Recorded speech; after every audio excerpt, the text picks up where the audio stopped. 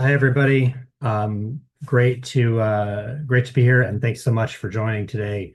I'm Danny Rogers. I am the CEO and one of the co-founders of iVerify, and just to sort of knock out some of the easy stuff, the most boring part of our conversation today.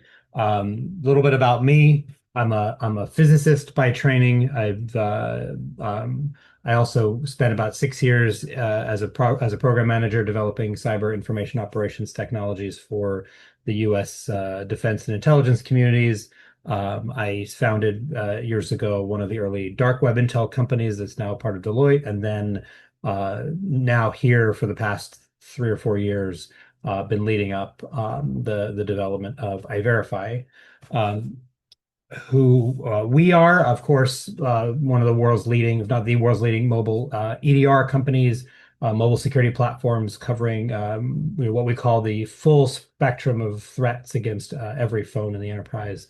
And today, what we're going to talk about is sort of the journey of mobile threats and a little bit of a trip down memory lane for how mobile devices became an attack surface hiding in plain sight in your enterprise, and the path that the world took to get here. So as we get started, I want you to keep three common myths around mobile security in mind. The first one being that mobile attacks are rare and only targeted at some of the most important targets. That is something that I think has been one of the perceptions for a long time, but is definitely changing, as we'll document today. The second myth is that your phone is secure out of the box. The OEMs want you to think that, and I think for maybe an average consumer that may be more true, but certainly for enterprise users, this is no longer the case, especially when that phone is an entry point into kind of enterprise and corporate data. That is something that certainly the phone makers do not have in mind when they build their security models. And then the third myth to that point is that phones, from a corporate perspective, don't have anything sensitive on them. I think we'll see some data that shows how more and more work is happening on mobile, but I think just understanding that those mobile devices are, not just, sort of highly intimate computing devices for the people that possess them, but entry points into your corporate network through credentials, corporate apps, shadow IT, et cetera. Certainly, these are endpoints just like any other endpoint in the enterprise. So before we get into that, though, let's start at the beginning. Go way back to 1980s. We remember these guys, right? These are some of the very first cell phones. That Nokia phone there on the right, absolutely indestructible. Those candy bars, you could probably drive a car over them, and they would still be fine. And of course, integral to the famous haha business meme that we all know and love. And really quite simple. From an adversary's perspective, there's not much that they were susceptible to. So it was sort of the salad days of mobile security in that they were simple, there wasn't much happening, but quickly the world moved on. If anybody here in the audience today remembers the BlackBerry Pearl, my favorite phone of all time, and I to this day miss it terribly. These were, starting to get into the world of data living on mobile devices, and with them came some of the early instantiations of mobile malware. So in 2004, the Kabir worm, targeting Symbian OS, if anybody remembers Symbian, was a worm that was transmitted via Bluetooth and then later via MMS attachments. It didn't really do much. It kind of showed you a funny message on a screen, but was the first time something unexpected actually happened on one of these mobile devices.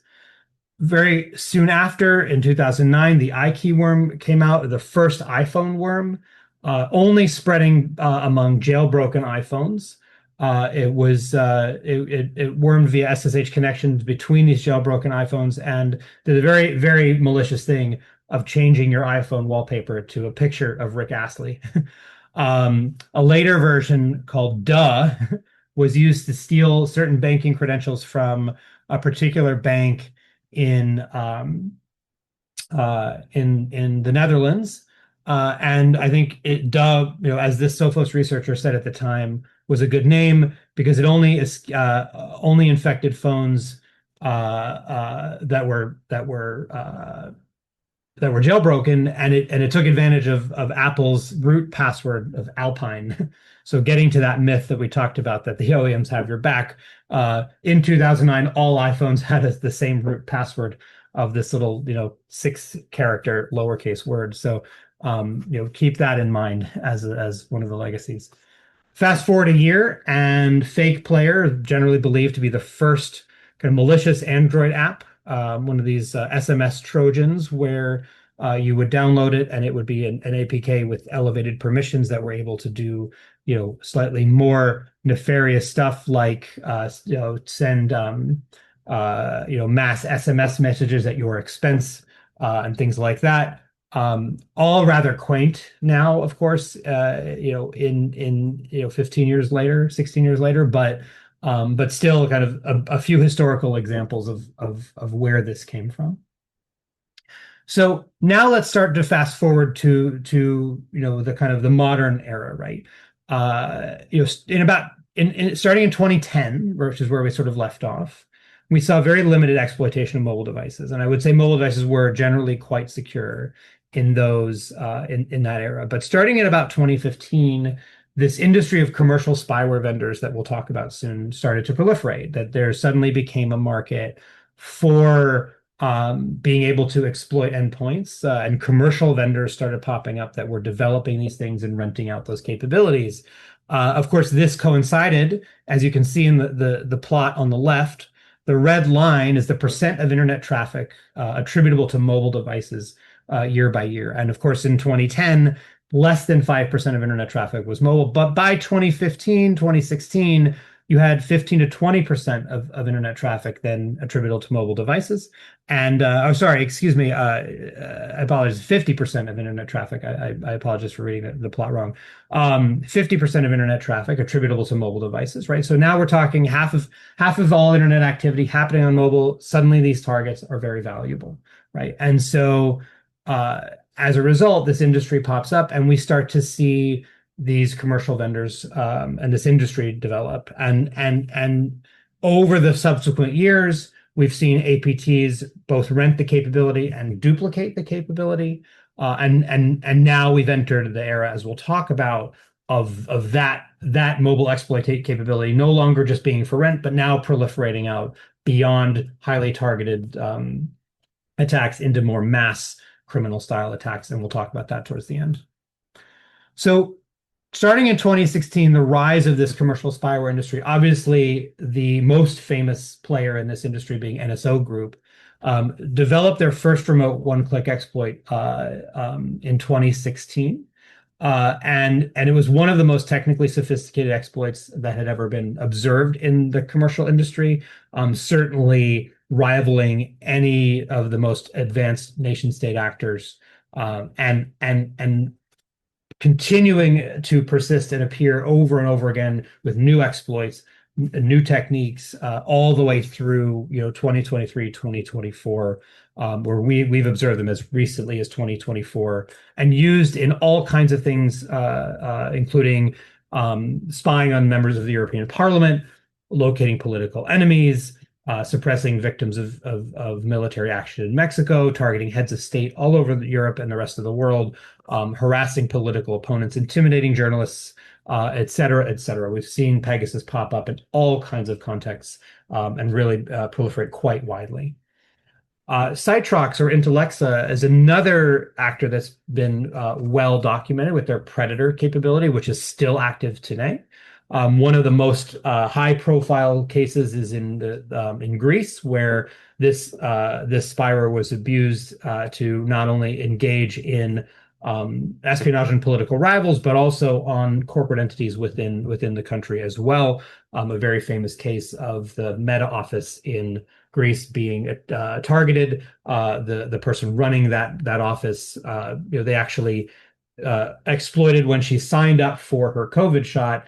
They intercepted the text message confirming her appointment, added a confirmation link, and in that confirmation link was the malicious delivery of the Predator spyware that obviously at the behest of the government, that then gave them access to everything that was happening on her mobile device. Again, this infrastructure continues to be live. We've seen it. Our colleagues over at Recorded Future have done a great job documenting some of the C2 infrastructure for this, but they continue to be out there. And in fact, they were sanctioned by the U.S. Treasury Department after it was revealed that some of their tools are being used to target U.S. members of Congress. The new administration then removed those sanctions, something some of us are still trying to understand the reasoning behind. In 2023, Kaspersky revealed something called op triangulation. This is probably one of the most sophisticated exploit chains ever publicly documented. And there's actually been some further revelations about this that the public has speculated on. This had a full array of capabilities from highly specific and sophisticated target validation, full ability to monitor everything about that device, change parameters, things like that. Very sophisticated C2 ability to cover its own tracks, to encrypt its own communications, etc. Just one of the most highly professionalized exploit chains ever seen in the wild. And something that was now we know to be a precursor to something we've seen more recently that we'll talk about in a minute. And of course, everybody knows that not even just on the device, but on the network itself, we're familiar with the Salt Typhoon attacks, which were initially revealed in the U.S. telecom system, but have since now been replicated or are known to also exist in a number of global telecom infrastructure deployments. Where taking advantage of various, for example, lawful intercept capabilities, et cetera, getting privileged positions on global telecom networks, of course, creates an opportunity to both intercept unencrypted voice and message traffic, and also leverage that position to launch other kinds of attacks, things like baseband attacks and whatnot, that can be advantaged from that position on the network. And of course, that is only one actor. Our friends over at NATO Thoughts have documented, at least eight other teams within China that are developing mobile exploit capabilities. And so I think the lesson here really is that this industry has exploded since the revelations around NSO Group. There's clearly a market to be able to rent out the capabilities of exploiting mobile devices, and it's not just nation states; it's an entire commercial industry that exists globally that can do this. And I think the lesson that we're going to talk about next is that again going back to that first myth, that we used to think mobile security was something you only needed for VIPs, but I think the lesson of the last year or couple of years is that whether you're talking about social engineering attacks or these more advanced endpoint compromise attacks, this is now becoming something that everybody needs.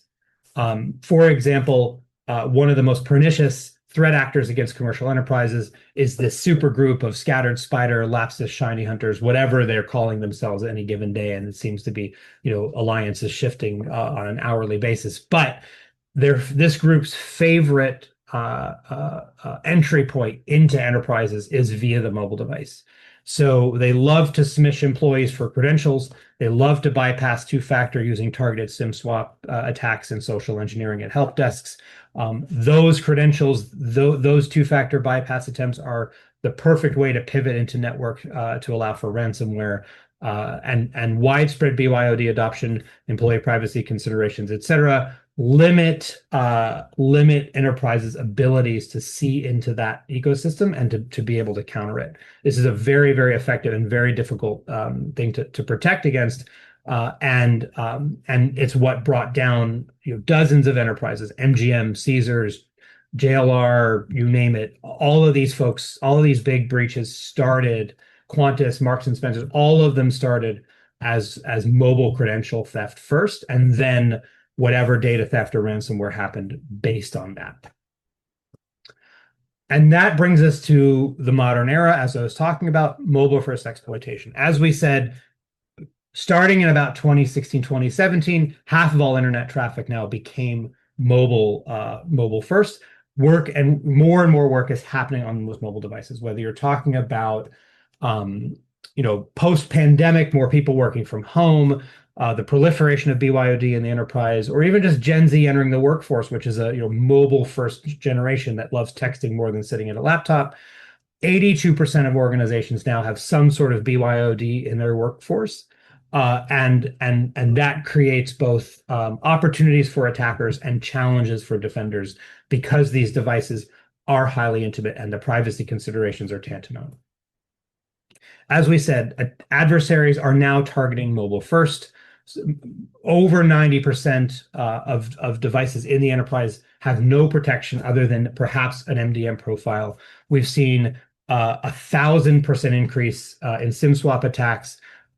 We've seen, and I'll talk about in a second. Now we're even seeing criminal enterprise or criminal groups using watering hole attacks of highly sophisticated endpoint compromise on mobile, something that we had never seen before in the wild. One example of that, and I obviously can't share this person's identity, but we had been working recently an investigation of a mid-level bank employee in Europe who received an Apple threat notification, right? This sort of thing is now happening among, not just highly targeted, executives or investigative journalists or human rights activists, but now, mid-level IT workers whose mobile devices are the keys to network access and things like that. So you're seeing these targeted, and we are actively working cases like this as we speak. So think about that when you remember this myth that mobile compromises are rare and targeted.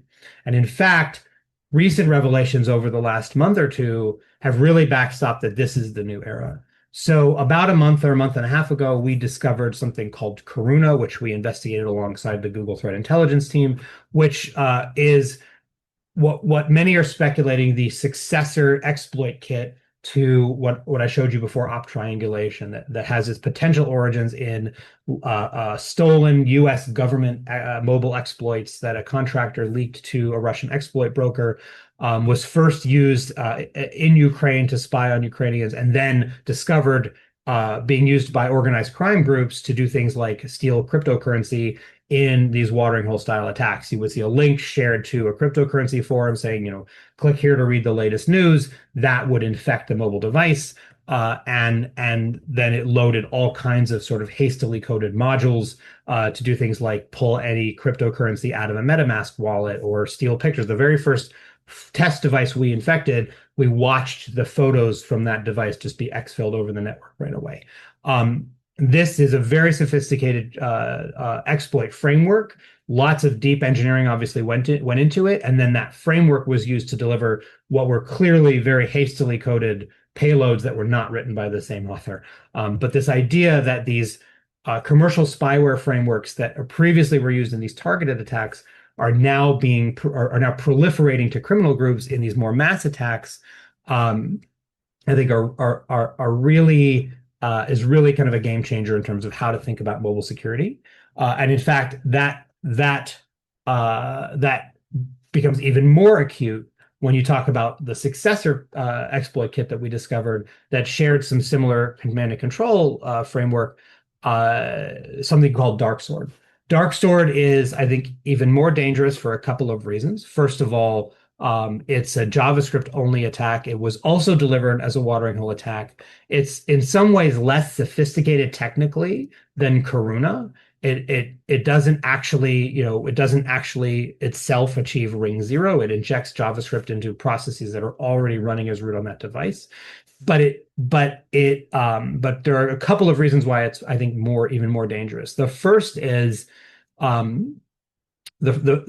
because there's only been so much patching applied to some of the known exploit chains, but even more importantly, this framework is now proliferated and we're watching it being iterated on, and we're watching folks swap in new WebKit exploits into this, new other 0 days that are being discovered, and try and developing this kind of in the background. We've worked with GitHub and others to try to take down certain, postings of this, but I think it's out in the wild now. And up until last week, there were still hundreds of millions of iPhones that were still vulnerable to this. And once this is delivered via simply visiting a web page where this JavaScript is loaded, gives that attacker full access to the down to the kernel, down to the keychain of that mobile device. And we've actually watched and even demonstrated that once you visit that DarkSword page, not only can you get photos and cryptocurrency and Wi-Fi passwords and that sort of thing, but you can also get corporate credentials and punch through any sort of containerization technology you might be using. So we put it into an MAM on this device. We visited a DarkSword loaded page, and we're immediately able to exfil all of the Outlook emails. We're going right into Teams. We had the full network credentials just by visiting that web page from this mobile device. So I think it's really important that everybody understand that in a world where these watering hole attacks on mobile devices are taking place in the wild at a mass scale, think hundreds of millions of iPhones vulnerable, that no amount of data governance, of containerization, any of that is going to save you. That if that device is compromised, then that attacker is now the user, and anything that user has access to, that attacker has access to. And not to be too alarmist, but this is only going to get worse. That not only now do we have to think about this concept of spyware as everybody's problem, not just a VIP problem, but if we talk about this Project Glasswing mythos news, right, the ability to discover these new 0 days and pop them into these existing frameworks, or these frameworks that are now being iterated on and in the hands of groups like Scattered Spider, et cetera, that we're now in a world where patching it alone is not sufficient. That the patches won't be able to be created and delivered fast enough for us to keep up, and for patching alone to keep up, which is why our solution is really around shifting mobile or shifting the understanding of mobile security from a sort of patching only, rely on the OEM's approach to much more of the way we treat our Windows desktops, for example, right? Where we have an EDR agent running, we're watching the behavior of that operating system in between patching, looking for signs of anomalous behavior, 0 day exploitation, et cetera, that's happening between these patches.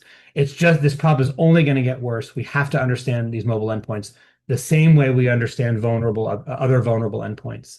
And we have to apply this now across the enterprise, because this will continue to be the preferred entry point, and it's only going to get more difficult.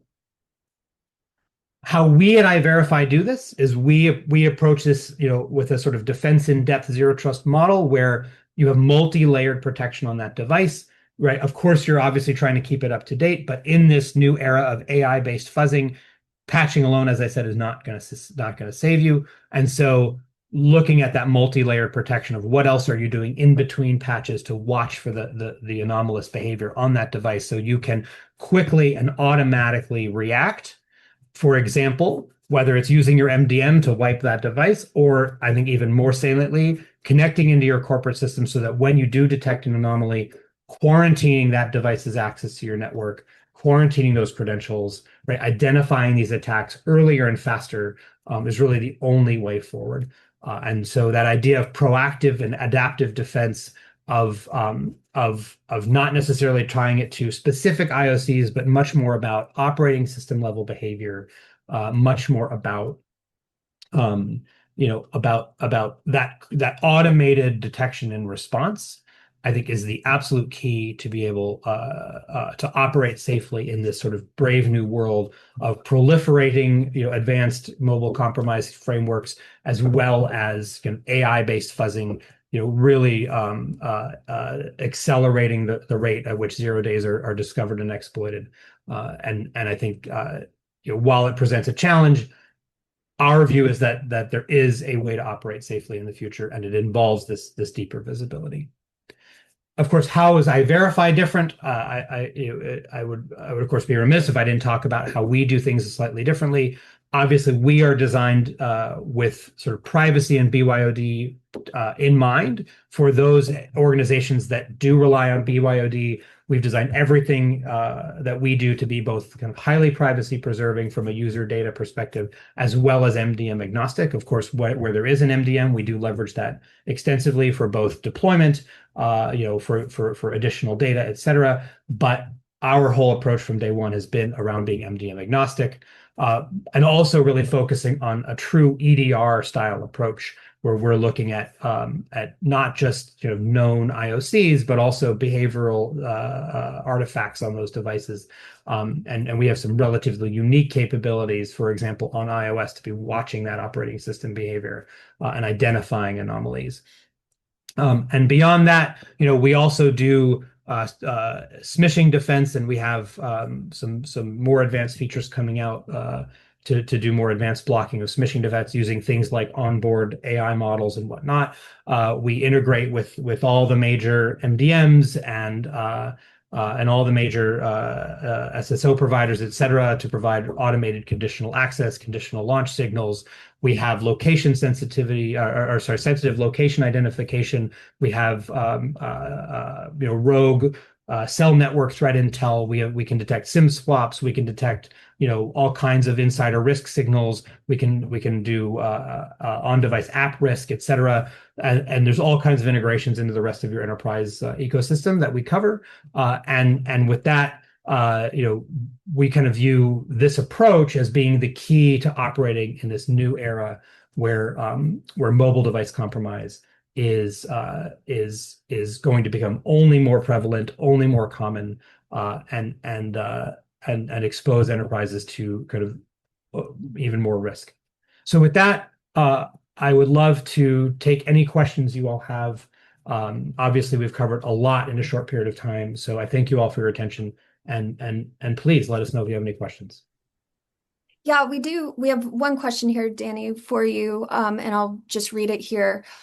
If exploits like DarkSword bypass MDM and MTD by reporting a healthy status, what fundamentally is MDM or MTD failing to monitor?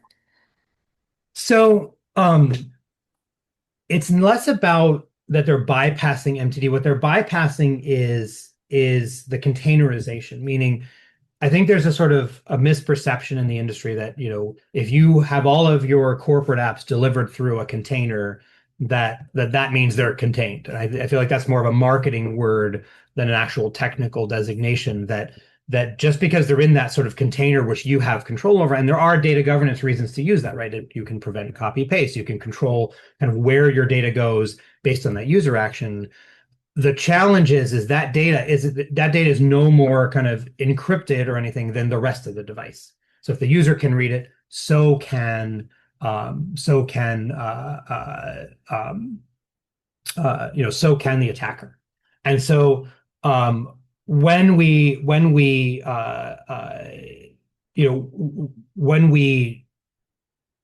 try to protect that information, right, what we're trying to do, what these things are able to do is punch through that, right? In terms of preventing the detection of this stuff, right? Obviously, kind of signature-based detection, kind of old school, like this file is here, that doesn't really work anymore, right? A lot of this malware is fileless, right? Some very simple changes are able to circumvent that.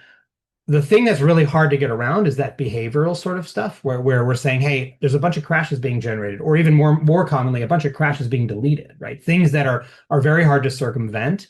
And it's going to be difficult to kind of circumvent or spoof that, right? We'll say like, hey, something is happening here that shouldn't be happening. That will happen before anything else is able to actually kind of tell us, give us a fake signal back or something like that, if that makes sense. Great, thank you. Another question here. Is reset power cycle of an iPhone still an effective means to interrupt mobile malware, or is that guidance out of date? So we still have not seen necessarily like on-device persistence, in the sense that like malware that does survive a reboot. That said, if there is zero-day exploitation happening, especially zero-click kind of things that exploit things like iMessage and whatnot, what we have seen is as soon as that device that exploitation is wiped, they can just retarget you, right? Until that exploit chain is closed, then they could actually, they just reinfect the device when it reboots up the next time. And so I think while rebooting your device is still something that, we have settings to be able to remind users to do that, it's not a silver bullet, right? It can kind of throw some sand in the gears, but certainly not entirely going to stop this. And also, by the way, I should mention a lot of this stuff is very ephemeral right now. We call it sort of the going dark problem, where a lot of these exploits, they'll kind of get in, get what they want, and then erase themselves very quickly. Very likely happening all long before you ever think to reset your phone or restart your phone. And so I think, like, while it's always good practice, I don't think it's quite as effective as it's made out to be as sort of a way to just prevent this from happening, as restarting your phone every day. Great. Another question here. How do you handle signaling based on attacks that are launched over globally interconnected networks connected to the network that the subscriber is attached to? That's a great question. We actually have an entire kind of threat intel capability where we're watching that SS7 in diameter traffic.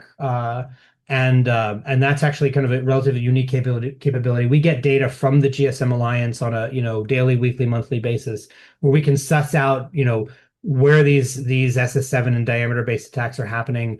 We collect statistics on them. We use them to identify, for example, high risk networks. And so, one of the features in our product is if one of your users attaches to one of these high risk networks, it actually raises an alert in the EDR saying, this happened, and you can tie that to conditional access. You can tie that to, all kinds of things, notifying the user, et cetera, notifying the admin. So there's a whole bunch of things that,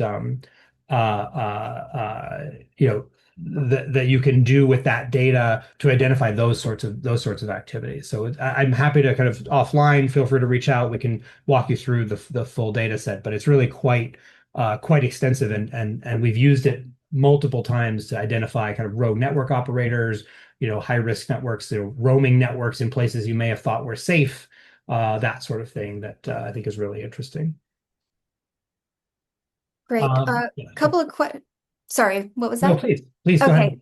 Couple of questions kind of on a similar topic, so I'll paraphrase. How does iVerify deal with the rising prominence as far as threat actors actively hiding from detection? That's actually most of what we see these days. So most of when we detect, interesting anomalies, in cases where we may not have the full, say the full exploit chain in our possession, what we're seeing is either sort of suspicious crash patterns, or even more frequently now, kind of the Swiss cheese of deleted crashes, right? And there are certain behaviors on iOS, especially where the only way to take to cover your tracks is to sort of show that you were able to cover your tracks. And so often modern attackers are left with a choice of either kind of protecting their intellectual property of how they executed the attack, or revealing their presence, or revealing their presence through kind of cleaning up their tracks. And so we'll either see, some suspicious crash that indicates that here's part of an exploit chain,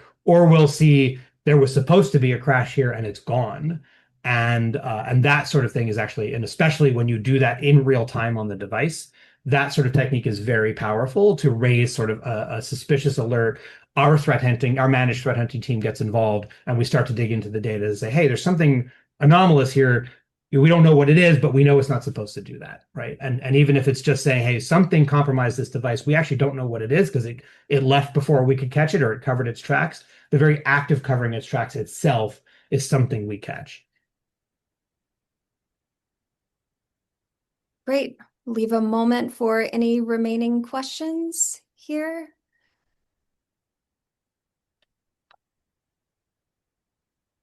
Well, with that, just one more note, if Danny, if you don't mind advancing to the next slide. I did want to thank everyone for joining us today. We are offering one-on-one mobile threat assessments for anyone who would like to meet with us and get kind of a more personalized demonstration of iVerify and your particular security program. So please reach out to us at info@iverify.io. We would love to chat with you further. So thank you everyone for coming. Once again, this recording will be emailed to you. Feel free to share this with your team. And we look forward to seeing you on the next one. Thank you. Thanks, everybody.